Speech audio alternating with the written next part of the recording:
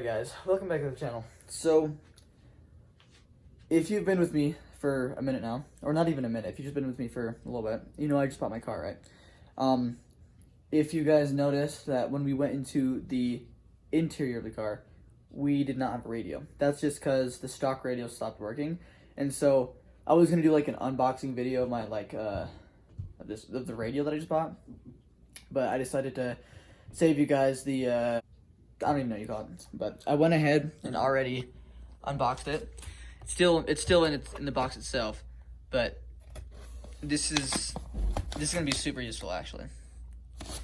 I will just pop it out in 3, 2, 1. All right, there she is. She's just a simple little radio, little aftermarket thing, just because my first one didn't work. It's got the turn dial and everything. Let's see. Here's what I bought. Simple little radio. First one didn't work, so we're chilling. We're gonna go install this and then see what happens. This is being filmed a few days, or actually not even a few days, like 2 weeks after I got the actual stereo itself. Unfortunately, I forgot to film the whole installing it part. I got the intro to the video, I got getting the thing itself. I just forgot to film the whole thing. My apologies, and I'm the one that got carried away just because of the fact that it is my car, it is the stereo that I bought, whatever. So I know most of you already know how to install a stereo, but for those of you that don't know how to install one, I was going to give a quick little brief explanation. When you buy a stereo, it comes with the actual stereo itself. You know, the thing that you actually put into the car. Okay, sorry for the dust. The actual thing that you put in the car. Okay, and then it's going to come with some wire extensions. Those wire extensions are going to hook up to the car itself. Your car actually has more wire extensions that come out of it. They come in this little thingy right here. Not this thing, but like the thing that the stereo goes into, right? And what the stereo comes with is little wires that have little rubber clipped pieces. They're about that long in height. They're pretty small, but they're what covers up the tips. Because if you get the tips messed up or damaged or anything, the stereo won't work at all. And so what you go ahead and do is, when you first get the stereo, none of the wires are hooked up at all. None of them are hooked up at all. The wiring harness is depending on the stereo that you get. The wiring harness is going to be about that big, and it just hooks up into the back of the stereo. I'm not gonna pull this thing out just because technically I don't have the right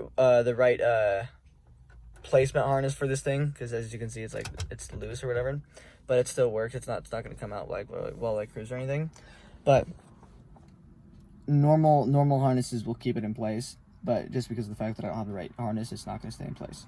The wiring harnesses are about that big. They come separate with the actual stereo itself, but they come in the same package. You have to put them into the stereo, and then you have to wire it up on through the car itself, if that makes sense. First of all, you have to figure out which you can check in your owner's manual too, which wire goes to which speaker, whatever. My car, with my door, I have 2 speakers. I have the first one right there, and then I have the second one right there. So I guess it really just depends on what car you have or whatever, you know what I mean? And so as soon as you figure out which one, which speaker which wire goes to, which wire the speaker is assigned to, you can connect the wire assigned to that wire that goes to the speaker. It's not really connecting them, you just intertwine them, and then there's I forgot what they're called, but they're little helmet things that you can there's certain sizes that you can twist it onto it, and then it just keeps them in place or whatever. If you don't connect it right, which I unfortunately did not, in terms of circuits and stuff like that, your car turns off. For example, if I just press this button, it'll turn this thing on, without my car even being on. Like my car doesn't even have to be on for me to turn on my stereo. Like I don't know. It's really weird because like I could be all the way across the street and my car would pick up the call, and it'd like be really weird because I couldn't hear it. And then I tried turning it up, and then I turned it all the way up, and then I hear it coming through my car. So then I had to turn my Bluetooth off, and it's just a whole mess. But you know, a simple little dude. We got her done. I had a change of plans in the beginning to just keep this car stock until it, like, and just save up money until it blows up and then buy a new car. But I'm not gonna do that. I wanna make this thing as so-called a sleeper. Yeah, don't worry. This isn't like you're gonna come along for the journey of this car, but we're not gonna only do cars. I need to, because of this whole pandemic situation, I need to figure out like flights and stuff to do like that. Like, I don't even like, comment down below like where you guys would like to see me to go, because I do flips, I do abandoned buildings, I do all of that stuff, you know what I mean? So just comment down below where you'd like me to go. It can be out of state right now just because of this whole pandemic thing. It can be out of the city, it can be in St. George, it can be in Salt Lake, it can be in freaking, it could be anywhere, literally. It doesn't matter. But yeah, so we got the aftermarket deck, and then what I want to do next is, because we sit so high up, like in terms of like where the car sits, as you can tell, we got a lot of space. Like, we definitely do. And then if you look inside the car itself, oh, it looks so bad. So disgusting. That's gross. If you look, I'm not gonna close that. Keys are right there. The access to the actual coilover itself, which technically I do. I mean, actually, technically I wouldn't call it a coilover. I would just call it suspension right now because I don't have the coilovers just yet. But the access to it would be right there.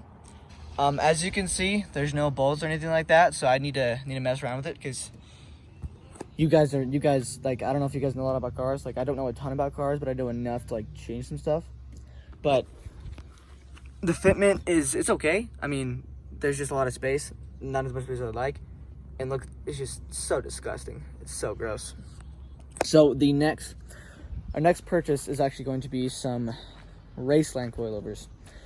A lot of them range in between price. They go from like, I don't know, on the site their cheapest ones, like I think like $430, $450, somewhere around there, depending on the kind that you want. I don't know what we're gonna do under the hood. What I really do want is, for those of you who know, the cool air intake goes right there, and then the intercooler goes behind the grill. I don't know if we want an intercooler yet or not.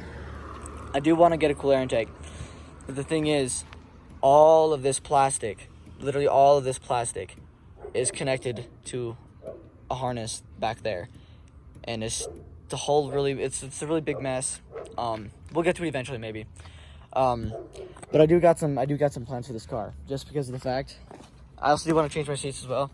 I've got some plans for this car. It's going to take a few months, but you guys will be along with me, and comment down below us if you guys would like to see.